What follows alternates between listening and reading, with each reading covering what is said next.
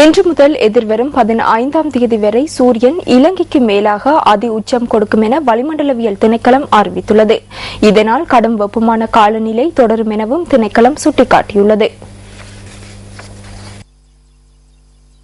தெற்கிலிருந்து வடக்கு நோக்கிய சூரியனின் பாதையில் இன்று முதல் எதிர்வரும் 15ஆம் தேதி வரை சூரியன் இலங்கைக்கு மேலாக அதி உச்சம் கொடுக்கும் காலப்பகுதியாகும். இன்று இலங்கையின் கிக்கடுவ, ஊரநல, வலஸ்முல்ல, கொடுகன்கல ஆகிய முக்கிய நகரங்களை இணைக்கும் அகலக்கோட்டின் வழியே இன்று மதியம் 12:14 சூரியன் அதி உச்சம் கொடுக்கும் நாட்களாகும். அத்துடன் இன்று மத்திய சப்ரகமுவ, மேற்கு மற்றும் காலி மாத்திரை மாவட்டத்தின் சில பகுதிகளில் பிற்பகல் அல்லது மாலை வேளைகளில் திடீரென கூடிய மழை காணப்படும்.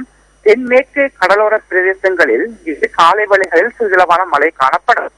கடல் பிராந்தியங்களில் இன்று கொழும்பு முதல் காலிவுடான புத்தில் வரையான ஆழ்கடல் பகுதிகளில் மழை காணப்படும். ஏனைய ஆழ்கடல் பகுதிகளில் சிறிதளவான மழை காணப்படும்.